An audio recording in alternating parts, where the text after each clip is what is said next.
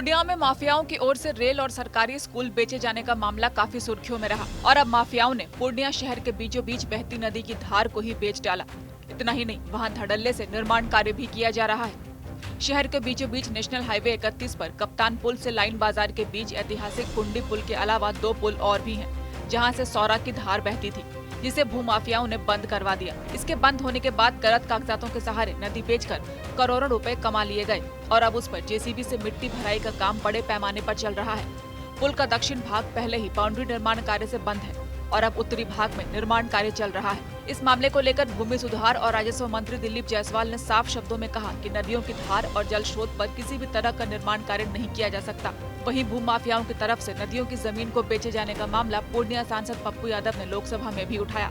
बिहार में सभी नदियों पर नदियों का लगभग क्या हुआ है कि पुल की बीच की नीचे की नदी हमारे यहाँ सौरा, उसके बगल में बड़ा अपार्टमेंट बना दिया गया, बिना किसी नदी के कानून को तोड़ दिया गया। माफियाओं ने नदी की जमीन बेच दी गई। पूर्णिया की स्थिति यह है, हम चाहेंगे उनकी इंक्वायरी हो। जब पूरे बिहार में जहां पर नदियों की जमीन माफियाओं ने बेच करके बड़ा बड़ा अपार्टमेंट, बड़ा बड़ा मेडिकल हब बना रहे हैं, उस नदियों को आप खाली करें, नदियों के बगल में अपार्टमेंट को आप रोकें। देखिए, जैसा कि आपने बताया अभी कि 3 जगह पुलिया में जो पहले से पानी का स्रोत नक्शा में है, और अगर पानी का स्रोत नक्शा में है वो, तो वहां पर कोई भी कंस्ट्रक्शन नहीं हो सकता है। इसीलिए यहाँ पर हमारे एडीएम साहब बैठे हुए हैं। मैंने अभी इनको कहा है कि वो तीनों पुलिया के नीचे जो पानी का स्रोत पहले था नक्शा में, अगर वहां कोई भी कंस्ट्रक्शन हो रहा है तो उस पर अविलंब रोक लगा दें और रोक लगा करके पहले एक बार नापी कर दें। तो एक पत्र आज ये निर्गत कर देंगे कि जो भी तीनों पानी के स्रोत के पुलिया के नीचे अगर कोई कंस्ट्रक्शन हो रहा है तो जांच के तक जो है उस पर कंस्ट्रक्शन पर रोक लगाया जाता है मंत्री महोदय के निर्देशानुसार।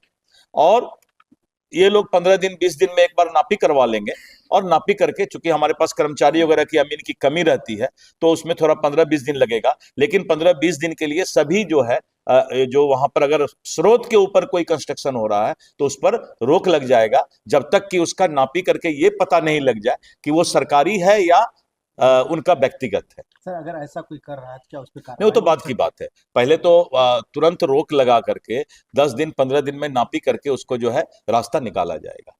तो अभी एक बार एक पत्र जो है ऐसे जनरल डोमेन में आप डाल दीजिए कि तीनों पानी के स्रोत में अगर कोई कंस्ट्रक्शन हो रहा है तो जब तक नापी नहीं हो जाता है तब तक आप कंस्ट्रक्शन को रोक के रखें। 15 दिन के अंदर नापी होने के बाद ही इस पर फैसला लिया जाएगा। पूर्णिया एडीएम रवि राकेश को सभी निर्माण कार्य पर रोक लगाने के निर्देश दिए गए।